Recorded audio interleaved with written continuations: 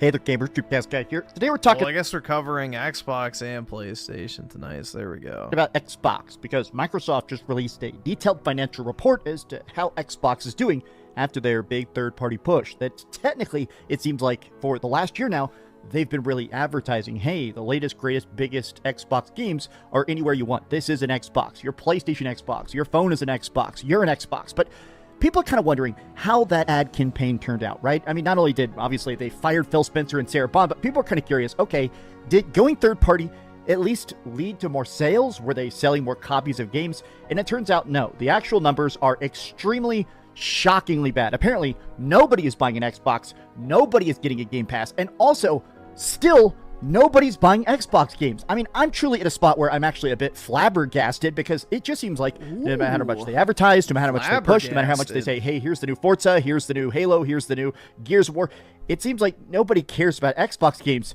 even when they're not on Xbox. But let's take a look at it. Let's take a look at some of the reactions. I mean, what games have Xbox even put out? Like, honest question here, because Call of Duty's not selling well at all. It's, like, literally on life support right now. So that would automatically make their sales year over year drop dramatically.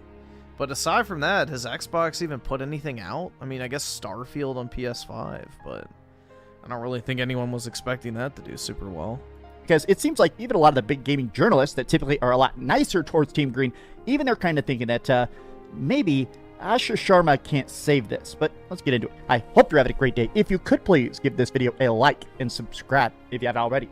I am very slightly hungover from a concert I went to last night with a person called Ash Nico. Big fan of that. But if I sound a bit tired, it's because I am. But what the? Giving the COVID vax on fucking stage?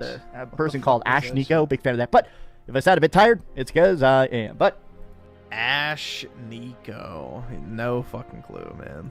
Microsoft Quarter 3 2026 financials. Ooh, everything down. Windows down. Gaming revenue down. Gaming content down. Hardware down. Oh, literally red across the board. Now, this is a little bit surprising because typically, usually, like, devices revenue is usually up. Usually they say, like, oh, we sold this amount of, like, new Windows systems or a Microsoft Surface iPad knockoff. But now, everything is in the red.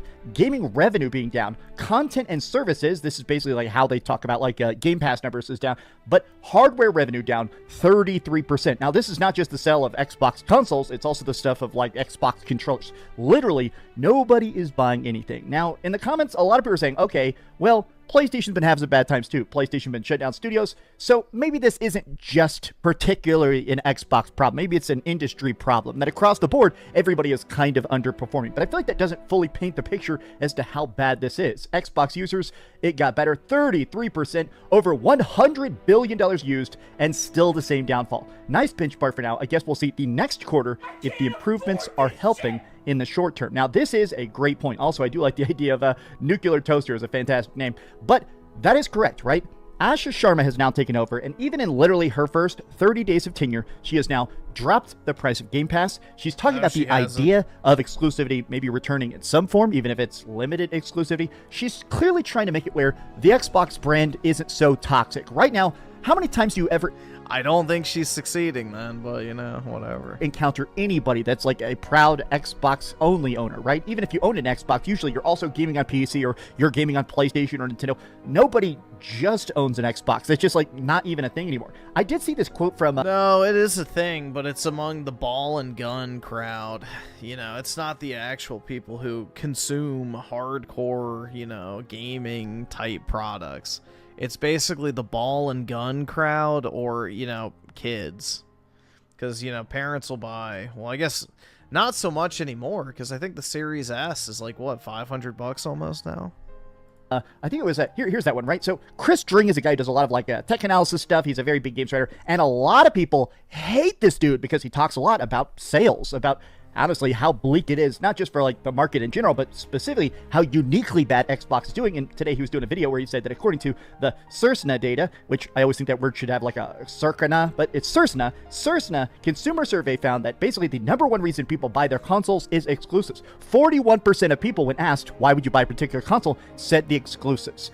And at this point, Xbox just doesn't have exclusives. They just don't. Like, there's Xbox Studio games, but there's not really Xbox games in the historical sense, the way there was with every other Xbox generation. Now, there's been a lot of apologies from a lot of people. Satya Nadella posted an apology. Ashish Sharma even posted this strange thing today, right? Xbox earnings today. While we've made progress at expanding the business and our margins, player revenue and growth has not yet met our ambition. We know we have work to do, and every player today and into the future. Now, Ashish Sharma has said that her goal is not what the previous people did. This is not just trying to sell 100 million Xboxes or trying to sell, 60 million controllers or something like that. She said her goal is player concurrence. They're basically trying to get as many people into the Xbox ecosystem as possible. We want to make games that are so big, so flashy, so cool. Everybody wants to be part of that experience, the zeitgeist shift, which is an interesting goal. And I think it's admirable, but we're going to see how she skews that. Maybe she's going to say, oh, this game was successful a little bit on every platform, so technically like 2 million people played it. But also Satya Nadella said, oh, you know what?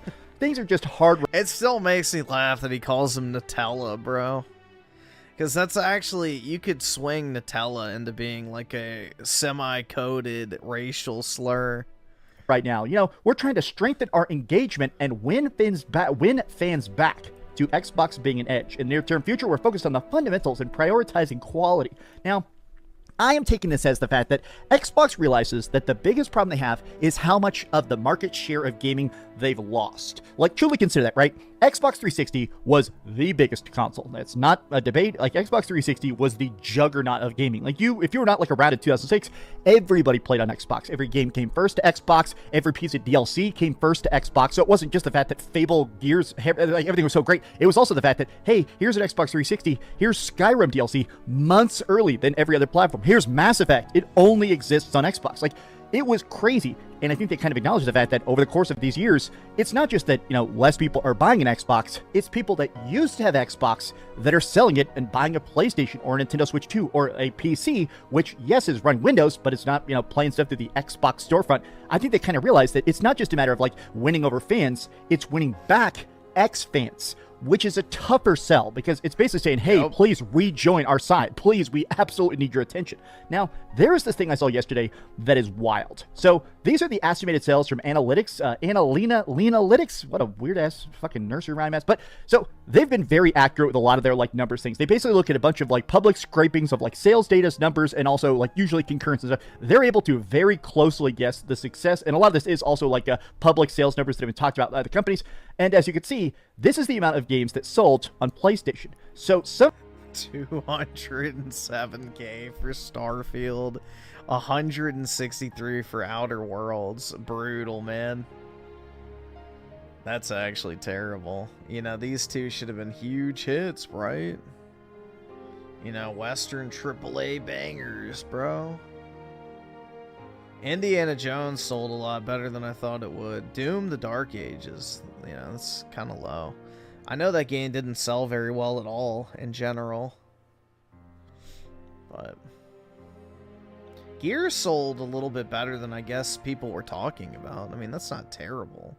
I mean, it definitely should have at least done 1 million, but these crazy low, not a big shock. Yeah, Forza does well because over in Europe, bro, Forza is super popular. So most Europeans have PlayStations. So a racing game like Forza Horizon is going to do numbers, especially overseas. Age of Empires, Outer Worlds 2, Age of Mythology, these selling, 150,000 copies, not a big shock. Starfield just came out. It sold 200,000 copies. It's still, I think it probably should have sold more than that, if they were trying to make... Yeah, Forza Horizon has been Xbox's, only consistently good game. Get a success. Flight Sim is outselling it. Ninja Gaiden 4. Look how low all of these are. Gears of War Reloaded selling almost 700,000 copies is surprising. But this is the thing, right? Forza, nearly 6 million copies. Sea of Thieves, 2.7 million copies. Oblivion, 1.2 million. And then everything else just lower and lower and lower. And I saw this. My takeaway is that you can make online multiplayer Xbox, PlayStation, cross-platform, but almost everything else you make exclusives, as it's probably not worth the brand damage for 5 million sales across 11 games. This is a good point. Right? Like, almost all of these combined, literally all of these combined did not sell as much as just Forza. So you have to think, okay, was that really worth the money? Towards development, towards liquidating your stock? I mean, really, how low can these freaking numbers go, right? So the multi-platform and still down across the board, good job. Oh, but what about the revenue? Oh, wait, it's also down. If they go back to exclusives, will it fix all that? I mean, long-term, yeah, it'll help. Here's my thing, right, is that the more I think about Xbox in its current predicament, I think they have to go very, very drastic. I think they have to find a way to either I don't know, hey, they have to retrain their audience, which is the hardest thing of all, right? You could be mad about PlayStation being so lazy. PlayStation definitely doesn't release enough first-party games, especially not first-party single-player games that made them great in the first place. But when PlayStation releases a game, people buy it. They buy it on day one. They tell their friends about it. They're posting clips. They're getting limited edition weird controllers or making custom stickers to smack on the side of their console. And so because of it, Sony makes more of those games in the future. At this point, nobody is buying Xbox games, even on the Xbox. Even when stuff does come out, they only get it on Game Pass. They get 1 month of Game Pass, they play it, they beat it, and they unsubscribe. And I think it's hitting this point where I think the business model has become so self-consuming. The market just does not care about Xbox games, even the people that like the Xbox. And I think the only way to do that is, I don't know, drastic price cuts, make your games $50 up front, bring back actual physical games instead of just a code in the box. They can't do that, though. Forget, they're $100 billion in the hole.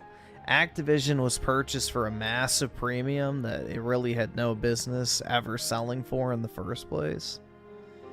So they're really in a shit position. I don't know, man. Unless Microsoft just writes it off and says, we don't fucking care. Don't worry about making the money back, but I just don't see that happening. What they should do, honestly, is they should launch their games cheaper on their own platform. And, you know, sell, you know, Xbox games for $50 on Xbox and then $70 on PlayStation. That would be interesting. Or maybe really that could potentially maybe turn things around, but they would have to really put out good shit for a very long time. Some weird tiers of, I don't know, Game Pass where only older games are on it. I think the day and date for all these years has led to a lot more money lost than money gained. I don't know. These are some off-the-cuff thoughts from a slightly out-of-it Dreamcast guy. But please, give this video a like, subscribe if you haven't already, and please, keep dreaming. Thanks so much for watching that video. If you want to see something else, you can always click. All right.